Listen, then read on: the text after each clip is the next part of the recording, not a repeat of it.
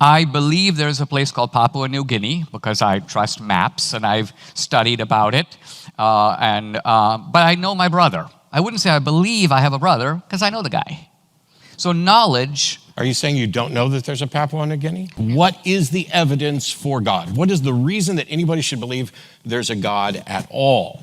Okay. And so far, despite countless debates, nobody seems to have come up with a sound reason for that, and yet they go 10 steps further, which is not only is there a God, but it's this God, and my understanding of this God, and this is how we interact, and the Bible is the true guidebook, or the Quran is the true guidebook, and the question then becomes, we have a proposition, any proposition, whether it's God or climate change or whatever, how do we go about determining whether or not that proposition is reasonable to accept? Okay. And on the God front, maybe you have something better than anybody else has come up with. What is the reasonable warrant for accepting that there's a God at all? Okay, let me try to answer that.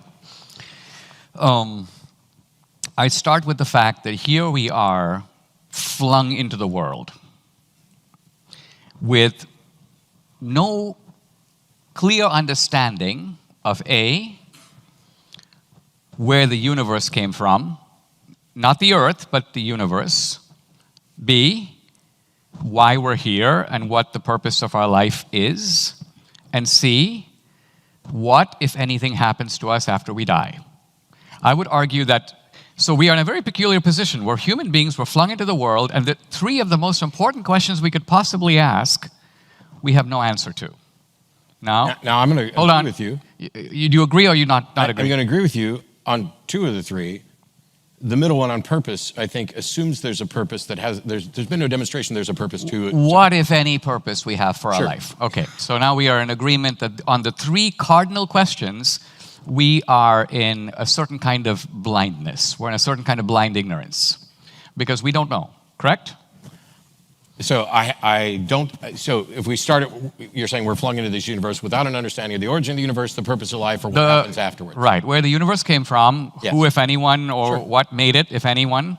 B, what the purpose of our life is, if any. And C, what, if anything, happens to us after we die. We are in violent agreement right now. Perfect.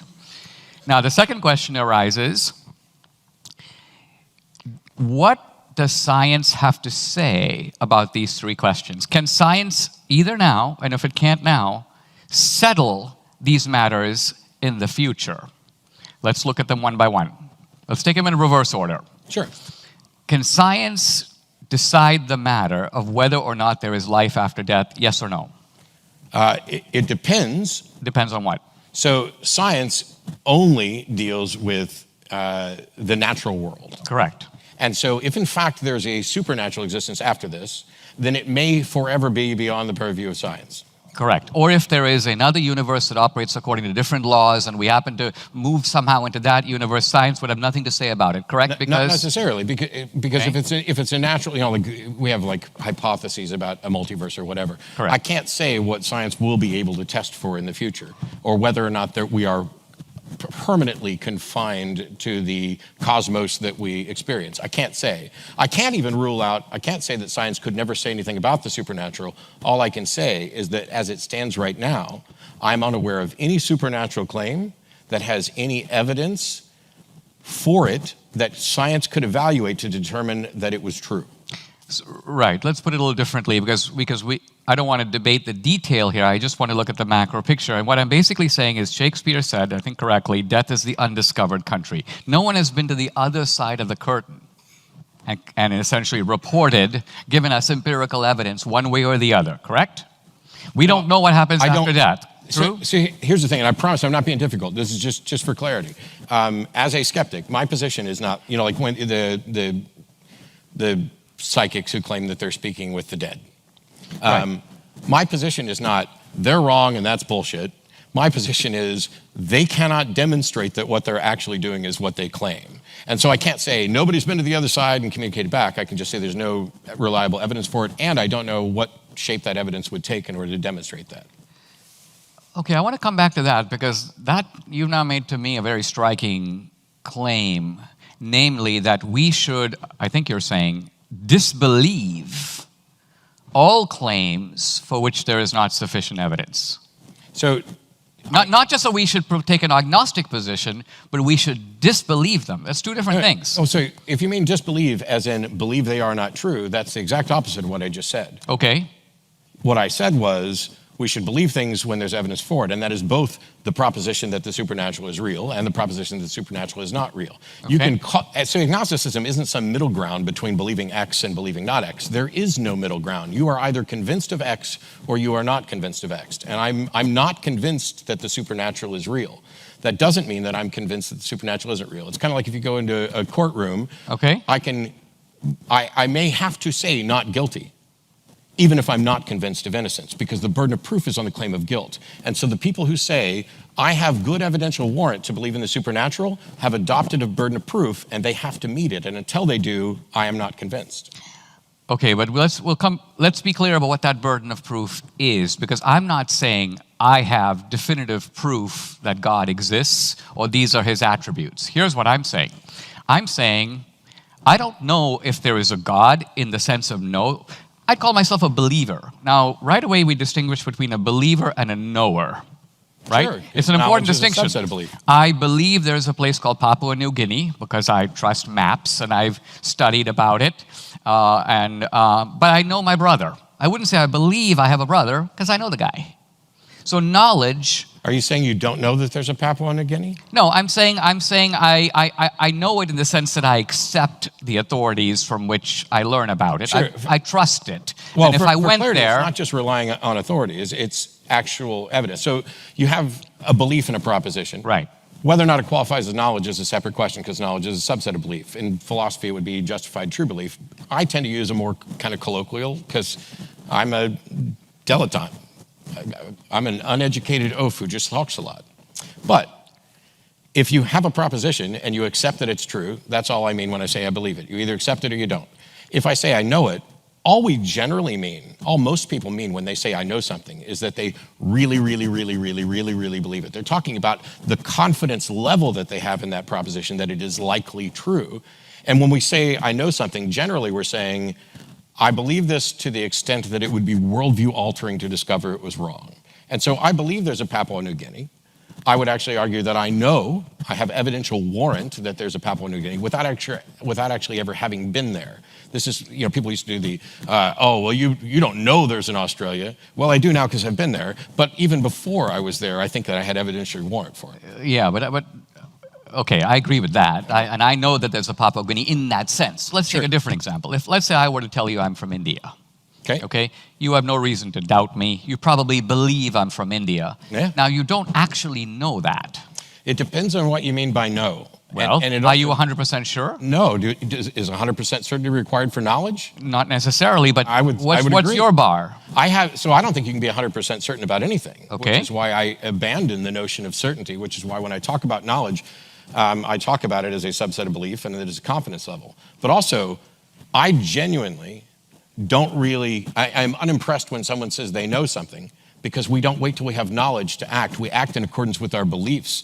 And whether or not your belief rises to the level of knowledge doesn't change what your action's going to be. All right. The Amalekites... Well, let's not talk about the Amalekites, in part because here's the problem. For most Christians, the Old Testament is different than the New and is seen through the light of the New. So but if you want to go to, Dennis Prager, who has written about this from a Jewish perspective, has written about the Deuteronomy, the Book of Kings, the Amalekites. Sure, we can bring him out what he later, considers to be the justifiable massacre of the Canaanites. I don't really want to go there because... Well, I know why you don't want to go there. Well, the reason I don't want to go there, the Old Testament is full of horrific massacres. Yes, and that is hold on. Massacres which are ordained. Massacres which appear to be ordained by Yahweh directly. Sure. Agreed.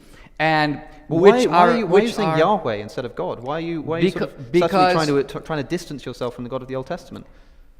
Well, I'm not trying to distance myself. I'm simply trying to say that any reader... So why is that the first time you've used the word Yahweh in this conversation? I'll tell you why. Because there is a movement within the Bible itself that you are completely missing. Do not think that I have come to abolish the law or the prophets. I have not come to abolish them, but to fulfill them. For truly I tell you, until heaven and earth disappear, not the smallest letter, not the least stroke of a pen, will by any means disappear from the law until everything is accomplished. Therefore, anyone who sets aside one of the least of these commands and teaches accordingly will be called least in the kingdom of heaven, but whoever practices and teaches these commands will be called great in the kingdom of heaven.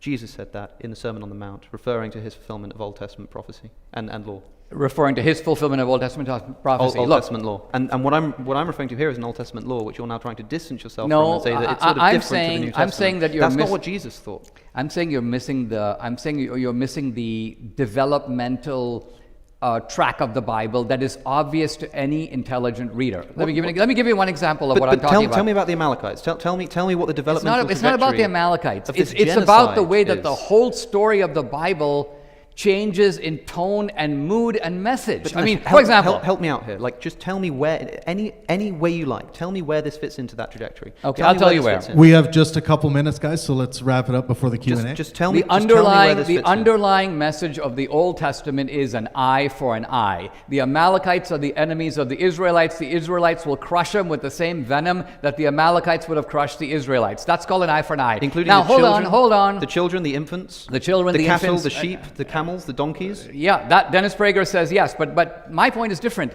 You will not find that spirit at all in the New Testament. In fact, in the New Testament, you've got a spirit of forgiveness. So what I'm getting at is to pretend like you don't have this. Christianity is named after Christ. It's based on Christ as a fulfillment of the Old Testament. But what does fulfillment mean? It actually means transcendence. In Abraham's time, blood sacrifices are normal, right? When Christ comes as a sacrifice, Christ is the lamb. The point is, those blood sacrifices aren't necessary anymore. Listen, That's the Christian reading. And you keep filibustering me because you know that the Bible is showing a movement in a direction, and to miss the movement is to miss the Bible. Let's look at God in the Bible. Let me make one quick point about God in the Bible. There's nothing quick about what you're doing, Dinesh. There's nothing quick about what you're doing. I need to be allowed to respond to what you're saying. I am getting sick whenever I have these conversations. You're cross-examining me on the justice of smiting the Amalekites. Honestly, I don't see any justice in it, but I do agree that was the eye for an eye ethic of the Old Testament that is repudiated and transformed and transfigured in the New. I've had this conversation so many times, most recently with William Lane Craig. At least he had the gall to just tell me that yes, that was a moral thing for God to do. I get sick to death of people hand-waving away this genocide by some vague reference to the fact that Jesus came along to do something which somehow kind of undoes the immorality of it.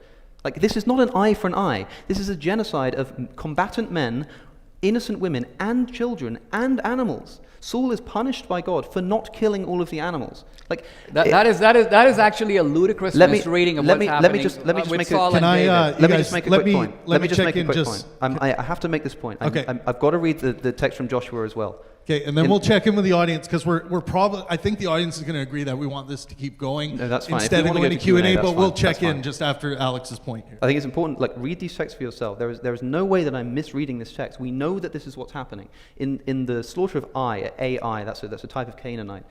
In Joshua, we're told that when Israel had finished killing all of the men in Ai, in the fields and in the wilderness, where they had chased them, and when every one of them had been put to the sword, the Israelites returned to Ai and killed those who were in it.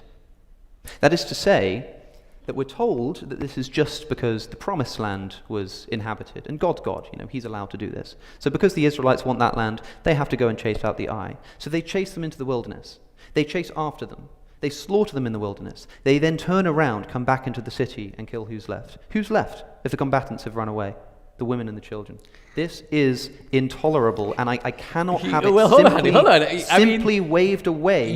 All right, hang on. Let me just for a second. It can't happen. It can't keep happening. Let's pause. You're completely blind to the irony of what you're saying. Dinesh, can we pause for just a second? Yeah. Okay, everyone who wants to go to Q&A right now, make a loud noise. Everyone who wants the discussion to continue on and eat up the Q&A time, cheer. Okay, sorry guys, we're gonna let them roll through Q&A. All right. We might have some time. Christianity invented the just war tradition according to which the slaughter of women and children is out of bounds. Prior to Christianity, no one thought this. Everybody did it, and everybody today does it everywhere in the world, and we do it too. The bombing of Dresden, the bombing of Hamburg, Hiroshima and Nagasaki, the incineration of women and children is the normal course of war. I just watched a World War II documentary in which they interview an old bomber, a U.S. bomber pilot, and he goes, I was given a bombing mission to hit a target. I asked the U.S. authorities, who's in the building? They said 20,000 women and children. And this guy kind of breaks down. You can watch this on Netflix. And he goes, I'm like, what the hell? You want me to kill 20,000 women and children? He goes, we're supposed to be the good guys. And he goes, but I couldn't repudiate the order. It was an order, so I did it. So what I'm getting at is that everybody does it. It is not ethical. It is not, but I'm simply saying, Alex, that you are a product of the Christian morality that repudiates it now. You're standing on a Christian mountain and acting like, whoa, look at these Christians.